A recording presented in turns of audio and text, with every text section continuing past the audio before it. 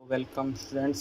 आज हम complex analysis पढ़ेंगे बीएससी फाइनल, जो एमजीसी यूनिवर्सिटी में लगती है और अजमेर, बीकानेर, कोटा, जोधपुर, राजस्थान यूनिवर्सिटी की इन में लगती है। ये किताब बुक लगती है, पर ज़रूरी नहीं है उसमें क्या होगा। कई कई यूनिवर्सिटी में क्या होता है, सेकेंड ईयर में लगती है, किसी में फर्स्ट ईयर में लगती है, पर बुक यही है। ठीक है, तो ये कॉम्प्लेक्स एनालिसिस अपन स्टार्ट करते हैं और एकदम बेसिक से स्टार्ट करेंगे। ठीक है, जो से 11th में थी ना, एकदम छोटे से छोटे रूप में लेके चलेंगे, फिर धीरे धीरे बढ़ेंगे। ठीक है, बीएससी फाइनल की कॉम्प्लेक्स एनालिसिस स्टार्ट कर रहा हूँ। मेरे कॉलेज के कुछ स्टूडेंट कह रहे थे कि कॉम्प्लेक्स करवा दो सर, मैंने उस टाइम करवाई नहीं थी, चलो करवा देते हैं। ठीक है, चलो कॉम्प्लेक्स एनालिसिस स्टार्ट करते हैं।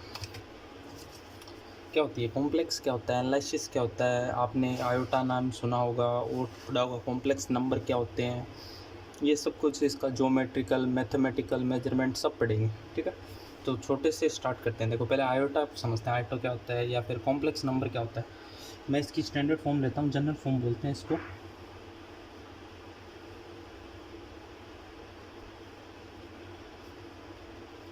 एक्स प्लस आयोटा वाई, ये होता है आयोटा।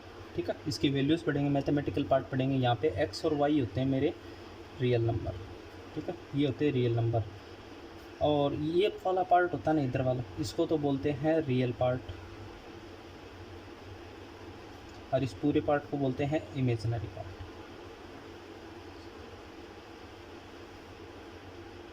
हिंदी में बता देता हूँ, इसको बोलते हैं वास्तविक भाग, इसको बोलते हैं काल्पनिक भाग।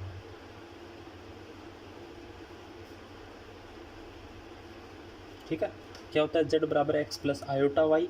एक्स क्या होता है मेरा, एक्स और वाई दोनों क्या होते हैं मेरे रियल नंबर होते हैं। इधर वाला ये एक्स वाला पार्ट होता है मेरा रियल पार्ट, ये होता है मेरा इमेजिनरी पार्ट। ठीक है, इसको लिखने का तरीका होता है, ये रियल आर ई, और जेड की वैल्यू है तो जेड में लिख रहा हूँ मैं। क्या कौन सा पार्ट था, रियल पार्ट मेरा एक्स था, और इमेजिनरी पार्ट आई एम, और जेड के लिए है तो क्या होगा, इमेजिनरी पार्ट कौन सा है मेरा, वाई वाला। ठीक है, ये होते हैं। इसके कुछ एग्जांपल ले सकते हैं, जैसे 3 + 4 आयोटा, तो इसमें रियल पार्ट आप अलग कर सकते हैं। रियल पार्ट कौन सा होता है, रियल पार्ट है इसमें 3, इमेजिनरी पार्ट क्या है इसमें प्लस का 4, ऐसे लिखते हैं। ठीक है, कोई और भी एग्जांपल ले सकते हो, जैसे एक और ले लो, 5 दे रखा है तो इसमें क्या इमेजिनरी पार्ट नहीं है, इमेजिनरी पार्ट है।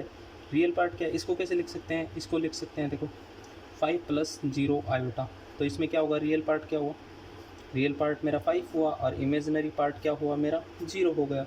ठीक है, कोई भी रियल वैल्यू है तो उसके लिए रियल वैल्यू, नेचुरल वैल्यू के लिए इमेजिनरी पार्ट क्या होता है, उसका 0 होता है। ठीक है, ये हो गया। अब आयोटा की कुछ वैल्यूज़ पढ़ते हैं। आयोटा की वैल्यू पढ़ी है आपने, दिख रहा है ना आपको। चलो आयोटा की वैल्यू क्या होती है, देखो आयोटा के लिए पढ़ता हूँ मैं। आयोटा की वैल्यू होती है √-1। ठीक है, -1 अंडर रूट में आ जाए तो उसकी कुछ वैल्यू नहीं होती, अपने पास कोई स्पेसिफिक वैल्यू नहीं होती, तो उसकी जगह अपन क्या लिखते हैं, आयोटा लिखते हैं। दूसरा, आयोटा स्क्वायर की वैल्यू क्या होती है, -1 होती है। आयोटा क्यूब की वैल्यू क्या होती है, माइनस आयोटा होती है। आयोटा की पावर 4 की वैल्यू क्या होती है, 1 होती है। देखो आयोटा स्क्वायर है, इसको 2 बार और लिख देंगे, इसका होल स्क्वायर करेंगे, कितना हो जाएगा, आयोटा की पावर 4, तो -1 × -1 क्या हो जाएगा, +1 होगा। तो ऐसा कर सकते हैं। ऐसे आयोटा की पावर जैसे 6 का निकालना हो तो 3 बार आयोटा को मल्टीप्लाई कर देंगे, iota square × iota square × iota square, तो -1 आ जाएगा। ठीक है, ऐसे ही एक और लिख लेते हैं। 1 आयोटा क्या होता है, 1 आयोटा होता है माइनस आयोटा। ठीक है, ये वैल्यू आपको याद रखनी है। जैसे आयोटा की पावर 4 की वैल्यू लिख दी मैंने, ये किसके बराबर थी, 1 के बराबर थी। ऐसे ही आयोटा की पावर 8 की वैल्यू भी इसी के बराबर होगी। आयोटा की पावर 4 × 12, ये भी इसी के बराबर होगी। मतलब आयोटा की पावर 4n, ये किसके बराबर होगी, सारे 1 के बराबर होगी। वेयर n क्या होगा मेरा, इंटीजर नंबर होना चाहिए। ठीक है, अच्छा नंबर का नॉलेज होना चाहिए आपको। नंबर नॉलेज कैसे, देखो अपन पढ़ेंगे। देखो आपको ये तो पता है ना, चलो मैं लिख रहा हूँ। ये n को बोलते हैं set of n, natural number. ठीक है, प्राकृतिक संख्या। ये किसका सबसेट होता है, w, होल नंबर। ठीक है, और ये किसका सबसेट होता है, z का, इंटीजर नंबर। और ये z किसका सबसेट होता है, q, रेशनल नंबर। और ये किसका सबसेट होता है, r, रियल नंबर। और ये किसका सबसेट होता है, कॉम्प्लेक्स नंबर। ये होता है मेरा कॉम्प्लेक्स नंबर। ठीक है। कैसे पता चलता है, देखो नेचुरल नंबर कौन से होते हैं आपको पता होना चाहिए, 1 2 3 ये सारे क्या होते हैं, नेचुरल नंबर होते हैं। होल नंबर में क्या आता है, सिर्फ 0 ऐड हो जाता है, 0 1 2 3 ये सारे होते हैं। मैंने कहा ना एकदम बेसिक से पढ़ेंगे, 0 से स्टार्ट करते हैं, ठीक। जब इंटीजर नंबर क्या होता है, इसमें प्लस माइनस की दोनों वैल्यू आती हैं, 0 plus minus 1 plus minus 2 plus minus 3 ये सारी वैल्यू आ जाएंगी, ठीक है। रेशनल नंबर में क्या होता है, रेशनल नंबर होता है पी अपॉन क्यू वाली, ठीक है, जहाँ पे पी और क्यू क्या होता है, for all P and Q क्या होता है, मेरा इंटीजर नंबर होता है, और क्यू कभी भी 0 नहीं हो सकता, ये आप छोटी क्लास में पढ़ चुके हैं, ठीक है। और ये सारे सबसेट किसके होते हैं, मतलब देखो मैं क्या कह रहा हूँ, नेचुरल नंबर किसका सबसेट होता है, डब्लू का, डब्लू किसका सबसेट है, जेड का, जेड किसका सबसेट है, रेशनल नंबर का, रेशनल नंबर किसका सबसेट है, रियल नंबर का, रियल नंबर किसका सबसेट है, कॉम्प्लेक्स नंबर का। मतलब ये भी होगा कि अगर नेचुरल नंबर किसका सबसेट है, कॉम्प्लेक्स नंबर का, नेचुरल नंबर किसका सबसेट है, रियल नंबर का, होल नंबर किसका सबसेट है, कॉम्प्लेक्स नंबर का, मतलब सारे किसके सबसेट है, इनके सबसेट होते हैं, तभी मैंने ये सीरियल नंबर में लिखे हैं, ठीक है। रियल नंबर में कौन सी वैल्यू होती है, रियल नंबर वो होती है जो जितनी भी सारी वैल्यू होती है ना, कॉम्प्लेक्स नंबर को छोड़ के बाकी सारी वैल्यू क्या होती है, रियल वैल्यू होती हैं। तो ये सारी क्या होगी, रियल वैल्यू।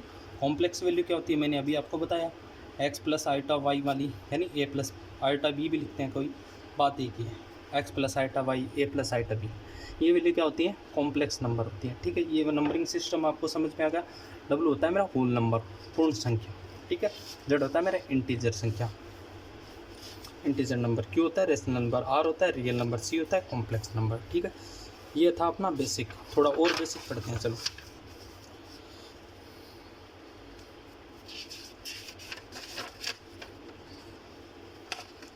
दिख रहा है, ठीक है। चलो इसका ज्योमेट्रिकल ज्यामितीय रूप पढ़ते हैं।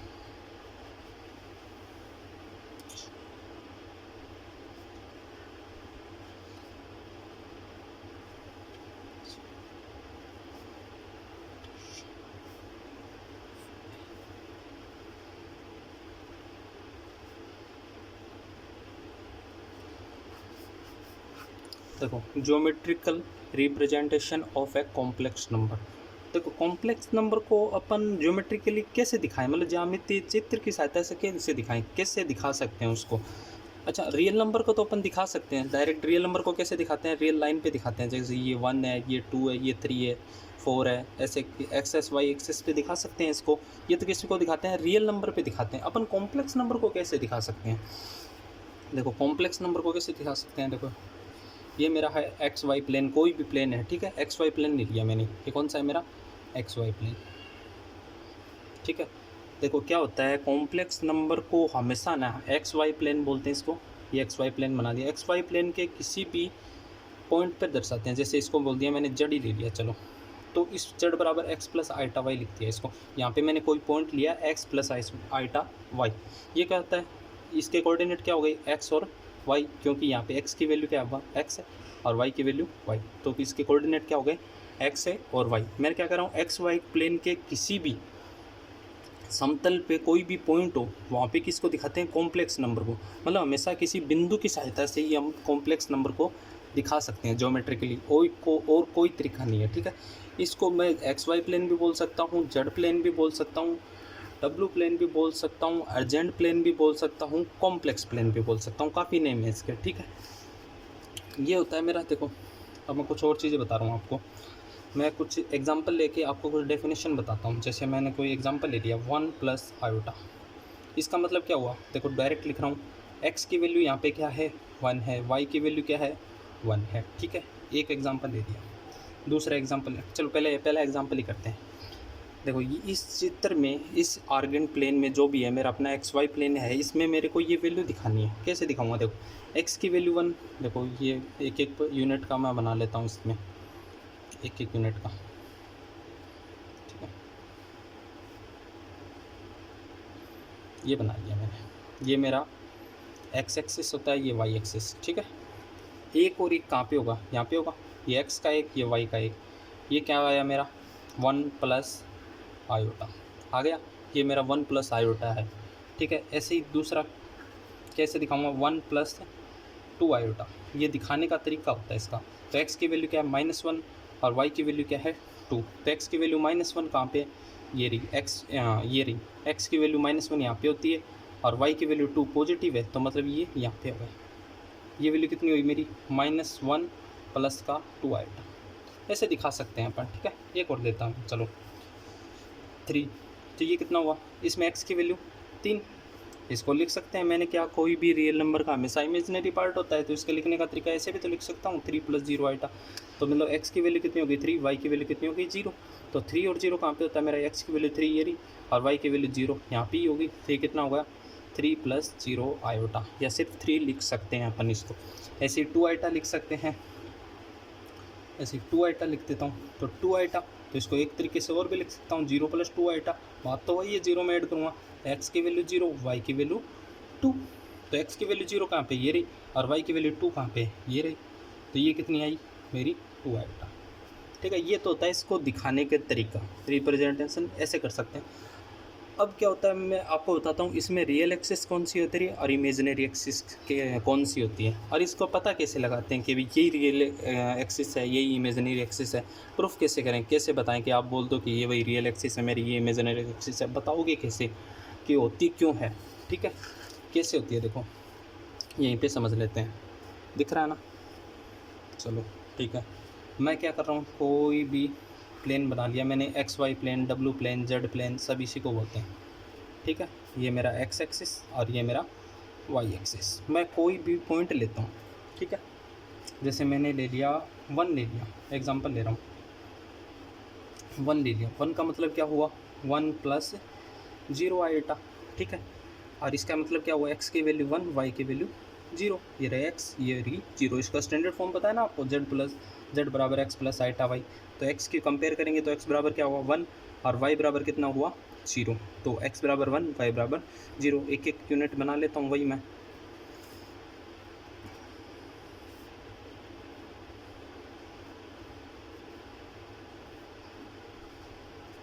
ठीक है, ये बना रहा हूँ, समझने पे ध्यान दो, राइटिंग ध्यान देखो। ठीक है, क्या कह रहा हूँ, मैंने कोई एग्जांपल लिया 1। ठीक है, ये 1 कहाँ पे आएगा इसमें, देखो 1 और 0। तो 1 और 0 कहाँ पे होता है मेरा, तो 1 x की वैल्यू 1 और 0 y 0, मतलब यहीं पे। तो ये मेरा कितना आ गया, ये मेरा है 1, मतलब 1 मिल गया। ऐसे 2 लिखना चाहूँ तो मैं 2 के लिए लिखूँगा तो 2 + 0 आएगा, मतलब 2 और 0। x की वैल्यू 2 है, y की वैल्यू कितनी है 0। तो 2 और 0 कहाँ पे आएगा, 2 और 0 यहाँ पे 2 आएगा। ऐसे ही 3 के लिए लिखना चाहूँ तो मैं, ये 3 मेरे कॉम्प्लेक्स नंबर ले रहा हूँ, ठीक है ना मैं। तो 3 + 0 आएगा, तो 3 + 0 इसमें 3 और 0। तो ये भी कहाँ पे आएगा, यहाँ पे आएगा, और इसकी वैल्यू क्या आई थी। अच्छा चेक करो, देखो रियल नंबर कहाँ पे मिल रहे हैं मेरे को, सारे रियल नंबर मेरे को यहाँ पे मिल रहे हैं, सारी रियल वैल्यू आ रही है। तो इसलिए इस लाइन को क्या बोलते हैं अपन, रियल लाइन या रियल एक्सेस। ठीक है, यानी वास्तविक वास्तविक एक्स एक्स। ठीक है, वास्तविक एक्स। ठीक है, ये वास्तविक रेखा, इसको बोलते हैं वास्तविक रेखा पूरी को। ऐसे नेगेटिव के लिए ले सकते हैं, जैसे -1 लूँगा तो कितना होगा, -1 + 0 आएगा। तो ये कितना आ जाएगा -1, तो x की वैल्यू, y की वैल्यू 0। तो -1 और 0 कहाँ पे होगा, यहीं पे होगा। तो ये आ गया -1। सिमिलरली ऐसे यहाँ पे कितना आएगा -2। तो सारी रियल वैल्यू क्या होगी, देखो 1 2 3 -1 -2, ये सारी क्या होती है, रियल वैल्यू होती है। रियल वैल्यू होंगी तो ये किस पे आ रही है, रियल एक्सिस पे आ रही है, यानी इस लाइन पे आ रही है, एक्स एक्सिस पे। तो इसलिए इसको क्या बोलते हैं, रियल एक्सिस बोलते हैं। ठीक है, ऐसे ही अपने को प्रूफ करना हो ये इमेजिनरी एक्सिस है या नहीं है, तो कैसे प्रूफ करेंगे, कैसे पता लगाएंगे ये इमेजिनरी एक्सिस है या नहीं। तो क्या करेंगे, कुछ और एग्जांपल लेंगे। देखें, जैसे मैंने ले लिया, यहीं पे ले लेता हूँ, दिख रहा है। ठीक है, यहाँ पे ले रहा हूँ, जैसे एग्जांपल और ले रहा हूँ मैं, 1 आयोटा लिया मैंने। तो 1 आयोटा क्या होता है, 0 + 1 आयोटा। इसमें x की वैल्यू क्या है 0, y की वैल्यू क्या है 1। ठीक है, तो 0 और 1 कहाँ होता है, देखो x की वैल्यू 0 तो यहाँ पे ही होगी, और y की वैल्यू 1 कहाँ पे होती है, यहाँ पे होती है। तो ये क्या मिला मेरे को, ये पॉइंट मिला 0 और 1, ये क्या है 1 आयोटा। 1 आयोटा क्या होता है, आयोटा ही होता है। ठीक है, ऐसे ही मैं 2 आयोटा के लिए लिखना चाहूँ तो 0 + 2 आयोटा। तो 0 + 2 आयोटा मतलब 0 और 2। 0 और 2 कहाँ पे होता है मेरा, ये यहाँ पे होता है, x की वैल्यू 0 और y की 2 यहीं पे मिलेगी। ये कितना है मेरा 2 आएटा। ऐसे ही सिमिलरली मेरे को क्या मिलेगा 3 आएटा, 4 आएटा, ऐसे ही नेगेटिव के लिए मिलेगा। ठीक है, तो इसका मतलब क्या हुआ, ये मेरी कौन सी रेखा हो गई, इमेजिनरी एक्सिस। ठीक है, तो आपको पता चल गया z बराबर X plus iota Y, X और वाई मेरे रियल नंबर होते हैं। यहाँ पे पहला पार्ट x होता है वो मेरा होता है real part, plus iota Y वाला पार्ट होता है मेरा इमेजिनरी पार्ट। ऐसे इसको कॉम्प्लेक्स नंबर का अगर अपन जियोमेट्रिकल रिप्रेजेंटेशन करते हैं तो हमेशा उसको एक्स वाई प्लेन के एक यूनिक पॉइंट से दिखाया जाएगा। दूसरा कॉम्प्लेक्स नंबर ले रहे हैं Z2 के लिए, जैसे ये Z1 के लिए है तो Z2 के लिए लूँगा तो ये अलग से मेरा कोई पॉइंट होगा और उसके लिए हमेशा 1-1 कोरस्पॉन्डेंस होगी, मतलब हर पॉइंट के लिए मेरा हर कॉम्प्लेक्स नंबर के लिए अलग पॉइंट मिलेगा मेरे को, ठीक है। ये इसका दिखाने का तरीका होता है। Z1 को मतलब क्या बोल रहा हूँ मैं, एक्स वाई प्लेन या इसको जेड प्लेन बोलते हैं, डब्ल्यू प्लेन बोलते हैं, अर्गेन प्लेन बोलते हैं, कुछ भी बोल दो, उसमें हमेशा एक पॉइंट के द्वारा, समतल में एक पॉइंट के द्वारा दिखाया जाता है, ठीक है। ये होता है मेरा, एकदम बेसिक से चल रहा हूँ, एकदम बेसिक, ठीक है। बहुत छोटी छोटी चीज़ें 11th में होती है आपकी, 11th में मैथ पढ़ी है ना उसमें, ठीक है। अब क्या होता है, नया टॉपिक ले रहे हैं, सिंपल है ये, बहुत सिंपल, आपके सिलेबस में है वैसे ही।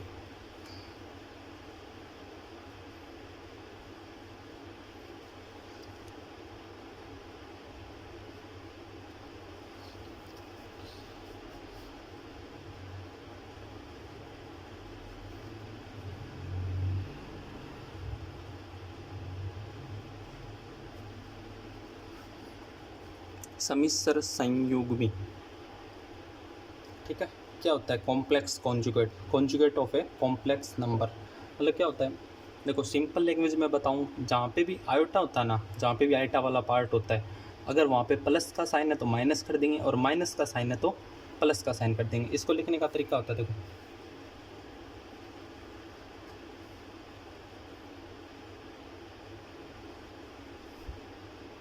किसी कॉम्प्लेक्स नंबर या समिश्र संख्या जड़ ले रहा हूँ, जैसे जड़ के कॉन्जुगेट या संयुग्मी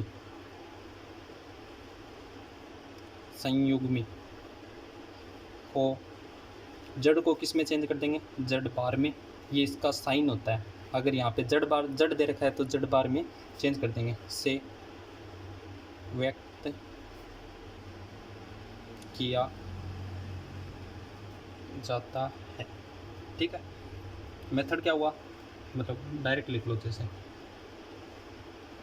लैंग्वेज ज़्यादा नहीं लिखा रहा, कैन आयोटा के स्थान पर माइनस आयोटा कर देते हैं, बहुत सिंपल लैंग्वेज में लिख रहा हूँ, ठीक है। एग्जांपल लेते हैं, जैसे z बराबर दे रखा है x plus iota Y, standard form ले रहे हैं, जनरल फॉर्म ले रहे हैं। इसको अगर मैं इसका कॉम्प्लेक्स यानी कॉम्प्लेक्स कॉन्जुगेट लिखना चाहूँ तो कैसे लिखूँगा, z को किस में चेंज कर रहे हैं, z बार में, x का x, ठीक है। वैसे x बार लिख लो, चलो x बार, प्लस की जगह क्या लिखेंगे, प्लस ही होगा, आयोटा की जगह माइनस आयोटा करेंगे तो ये माइनस आयोटा और y बार। वैसे x बार का x ही होता है क्योंकि ये रियल नंबर होते हैं, रियल नंबर का कोई भी चेंज नहीं होता, तो x माइनस आयोटा y आ जाएगा। x और y में रियल नंबर होते हैं, ये किस में चेंज हो जाते हैं, x और y में।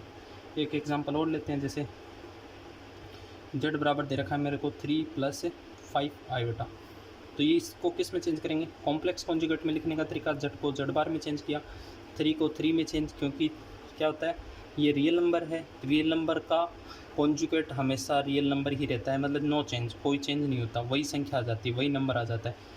देखो प्लस ये 5 रहा, आयोटा को किस में चेंज करेंगे, प्लस आयोटा है तो इसमें माइनस आयोटा में कर देंगे, माइनस का 5 आयोटा, ये आ गया अपना कॉम्प्लेक्स कॉन्जुगेट। एक और ले देता हूँ, ठीक है। 5 लेना हो, जैसे z मैंने ले लिया 5, तो z बार क्या होगा, 5 का क्या होगा, रियल नंबर का रियल नंबर ही रहता है, अलग से भी लिखा दिया। चौथा एक और ले लेते हैं, z जैसे 3 - 2 आयोटा और 5 + 3 आयोटा लिख लिया। इसका कॉम्प्लेक्स कॉन्जुगेट लिखना हो तो z का z बार में, और 3 माइनस है तो इस बार क्या हो जाएगा, प्लस का 2 आयोटा, और नीचे क्या है, प्लस है तो माइनस में हो जाएगा, 5 - 3 आयोटा। मतलब आपको समझ में आ गया कॉम्प्लेक्स कॉन्जुगेट क्या होते हैं, ठीक है। ज़्यादा गहराई में जाने की ज़रूरत नहीं है। अब अपन पढ़ते हैं, आपने नाम सुना होगा प्योर इमेजनरी, प्योर रियल, ये क्या होते हैं, प्योर रियल प्योर इमेजनरी क्या होते हैं, मतलब शुद्ध वास्तविक और सिद्ध काल्पनिक क्या होते हैं। देखो मान लो इफ़ मैंने ले लिया z = x + आयोटा y ले लिया, ठीक है। अभी ऐसे ही कर रहे हैं क्योंकि ये बहुत बेसिक चल रहा है, तो मैं कैसे भी लिख रहा हूँ, ठीक है। तो अगर मेरे को इसको इमेजिनरी में, प्योर इमेजिनरी में लिखना हो, प्योर रियल में लिखना हो, तो कैसे लिखेंगे? पहले तो इसको वो लिख लेते हैं, इसके रियल पार्ट कौन सा है, इमेजिनरी कौन सा है। देखो रियल जेड क्या है, इसका रियल पार्ट कौन सा है, ये रियल पार्ट होता है, मैं बता चुका हूँ। इमेजिनरी पार्ट क्या है इसका, इमेजिनरी पार्ट क्या है इसका, ये वाला, ये क्या है इसका वाई, ठीक है, ये इमेजिनरी पार्ट हो गया। अब मेरे को रियल पार्ट मतलब प्योर रियल और प्योर इमेजिनरी बताना है, ठीक है। कैसे बताएंगे? यदि मैं ले रहा हूँ, देखो पहली कंडीशन ले रहा हूँ, यदि x बराबर 0 ले लिया मैंने, तो x बराबर 0 रखो इसमें, तो z बराबर क्या आ जाएगा मेरा, आयोटा y। ये क्या होता है मेरा प्योर इमेजिनरी, सिर्फ इमेजिनरी पार्ट बचा, इमेजिनरी पार्ट बचा तो प्योर क्या होगा, इमेजिनरी। प्योर का मतलब क्या होता है, शुद्ध, शुद्ध काल्पनिक, मतलब सिर्फ इमेजिनरी पार्ट होना चाहिए, बाकी कोई पार्ट नहीं होना चाहिए। एक हो गया। दूसरा क्या होगा, यदि y बराबर 0, y बराबर 0 रखता हूँ तो इसमें z बराबर क्या आ जाएगा, x। x क्या होता है मेरा रियल नंबर होता है, ये क्या बच गया, प्योर रियल। इसको बोलते हैं शुद्ध काल्पनिक, और इसको बोलते हैं शुद्ध रियल को क्या बोलते हैं हिंदी में, वास्तविक, ठीक है। ये हो गया, ये होता है इसका प्योर इमेजिनरी और प्योर रियल। क्यों बोलते हैं ये भी बता दिया, क्योंकि इसमें सारे क्या होते हैं, सारे इमेजिनरी पार्ट बचे होते हैं, कोई भी रियल पार्ट नहीं होता है। इसमें सारे क्या होते हैं, रियल पार्ट होते हैं, कोई इमेजिनरी पार्ट नहीं होता है, इसलिए इसको क्या बोलते हैं, प्योर रियल, ठीक है।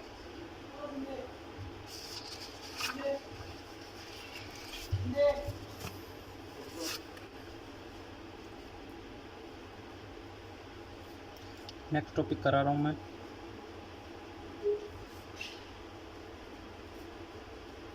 सम्मिश्र संख्याओं का समुच्चय, set of a complex number.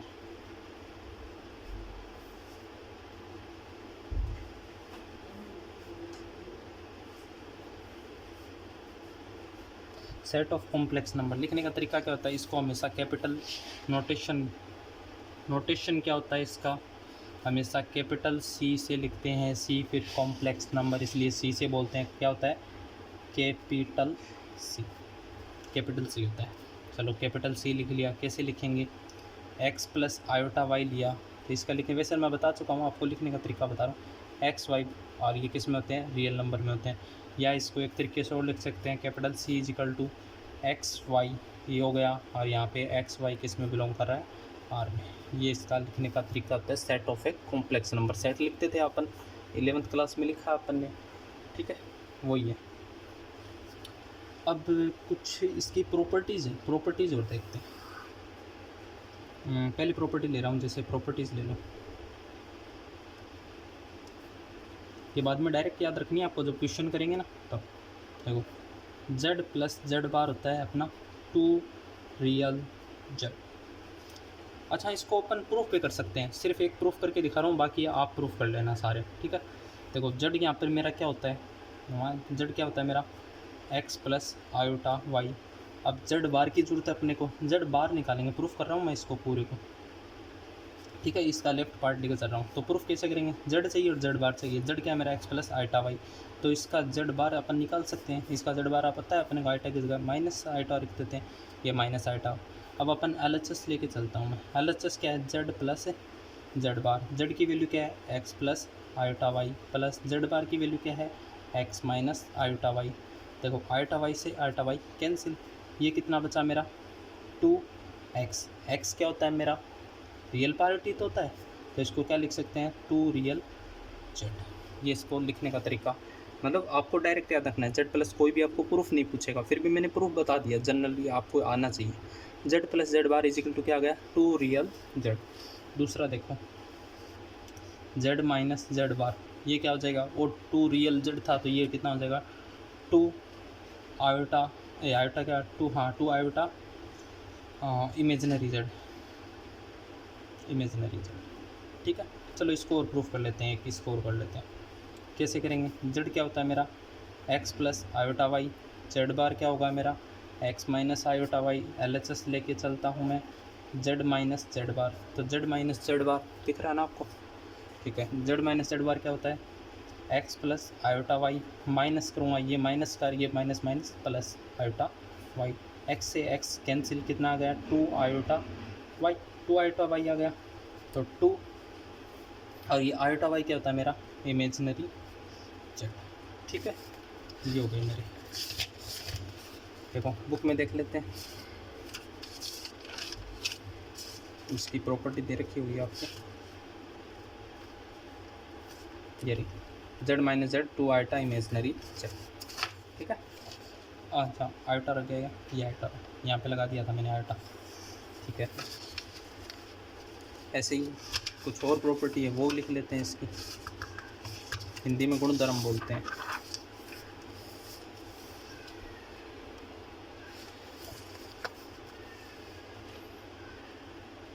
चलो तीसरा लिख रहा हूँ मैं, इसकी तीसरी प्रॉपर्टी क्या होगी, जेड बार का पूरे का जेड बार हो तो ये किस में कैंसिल हो जाता है, जेड आ जाता है, इसका कैंसिल नहीं होता, ठीक है। जेड बार का जेड बार क्या हो गया, ये हो गया। चौथा क्या होगा इसका, 3 लिखा दिए, जेड जेड बार क्या होगा, एक्स स्क्वायर प्लस का वाई स्क्वायर, ठीक है। अच्छा पांचवा क्या होगा, Z1 Z2 हो और इसके पूरे का बार हो तो अपन इसको अलग से बार करके लिख सकते हैं, Z1 का बार और Z2 का बार। 6 क्या लिख सकता हूँ, Z1 बार अपॉन Z2, इस पूरे का होल बार हो, मतलब ये पूरे का बार है तो इसको अलग अलग लिख सकते हैं, Z1 का बार अपॉन Z2 का बार। अच्छा ये रिवर्स भी होती है, अगर Z1 बार अपॉन Z2 बार दे रखे हैं ना तो इसको ये पूरी लिख सकता हूँ, ऐसे ही इसको भी चेंज कर सकता हूँ वापस, ठीक है। अच्छा ऐसे ही प्लस के साइन में होता है, Z1 plus minus Z2, Z1 plus Z2 का होल बार क्या होता है, Z1 प्लस का होल बार प्लस Z2 का होल बार। एक और लेते हैं, Z की पावर n और इस पूरे का होल बार हो तो क्या होगा, Z की बार की पावर n लिख सकते हैं, वेयर n मेरा क्या होता है, नेचुरल नंबर होता है, set of all natural number, ठीक है। हाँ और पूछ रहा है,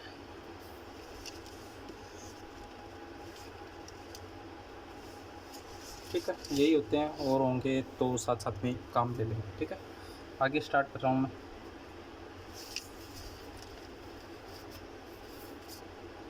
अब आपकी है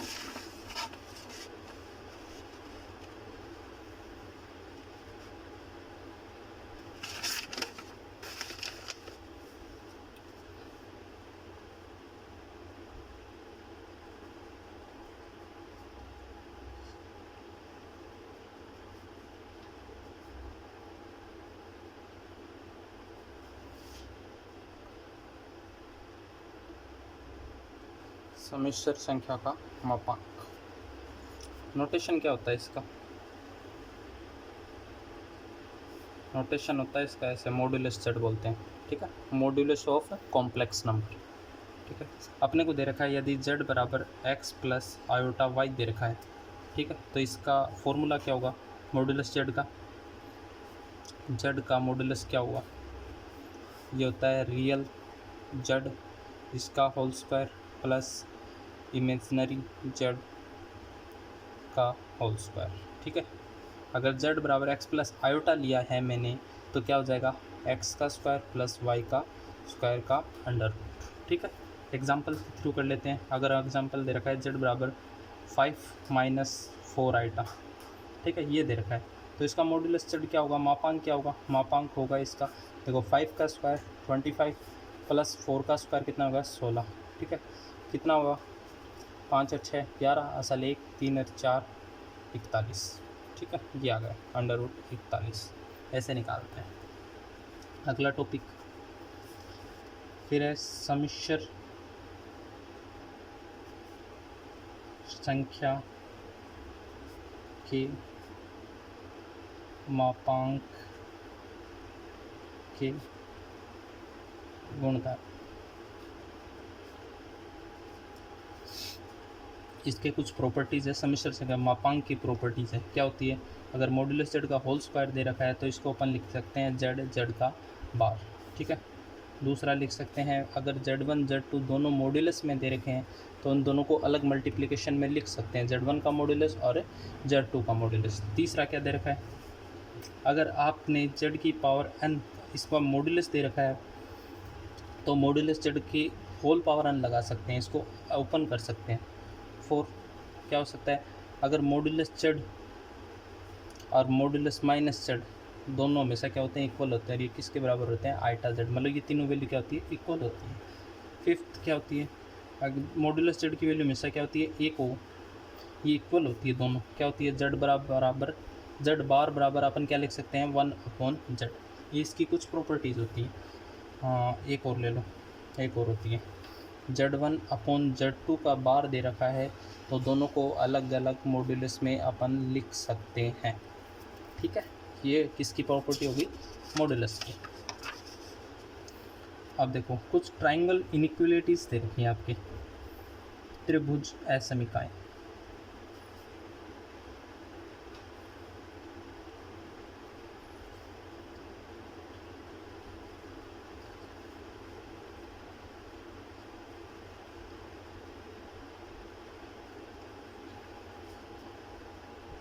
पहली क्या दे रखी है, Z1 + Z2 अगर मॉड्यूलस में है तो हमेशा ये लेस देन होगा किसके, Z1 + Z2। इसके प्रूफ भी दे रखे हैं, आप बुक से अच्छे से देख लेना, कोई भी हार्ड नहीं है, बहुत सिंपल है और आपको पूछे नहीं जाते कभी भी। ठीक है, Z1 माइनस अगर पूछा जाएगा तो 1 नंबर में। ठीक है, और बहुत सिंपल है, सीधी प्रॉपर्टी होती है, आप डायरेक्ट याद कर सकते हैं। अगर माइनस में दे रखा है तो क्या होगा, Z1 + Z2।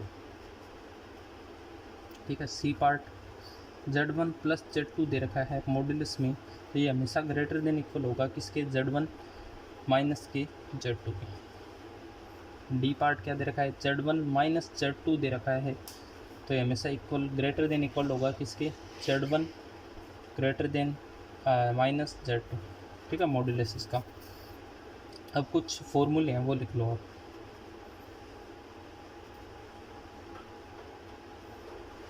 दो सम्मिश्र संख्याओं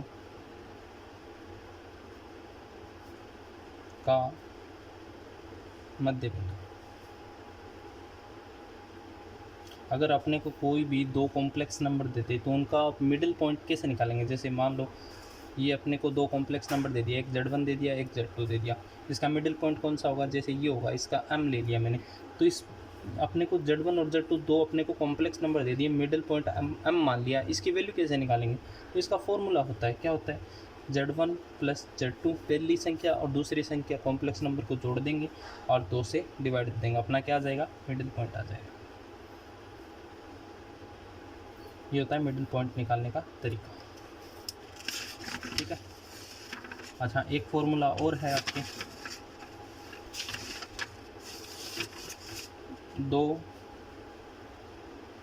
सम्मिश्र, बुक में है आपके वैसे ही, सम्मिश्र संख्याओं के बीच की दूरी। भाई अगर मेरे को दो पॉइंट दे दिए Z1 और Z2 कॉम्प्लेक्स नंबर, ठीक है, ये कॉम्प्लेक्स नंबर होते हैं, मान लो ये A है ये B है, तो इन दोनों के बीच की दूरी का फॉर्मूला क्या होगा, Z1 - Z2 मॉड्यूलस में, ये इसका फॉर्मूला होता है। ठीक है, इतना आ गया समझ में।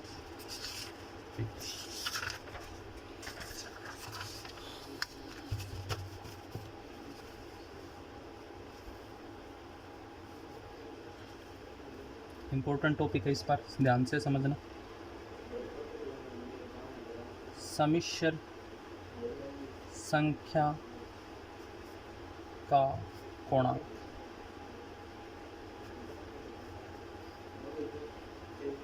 एम्पलीट्यूड या फिर इसको बोलते हैं argument of a complex number.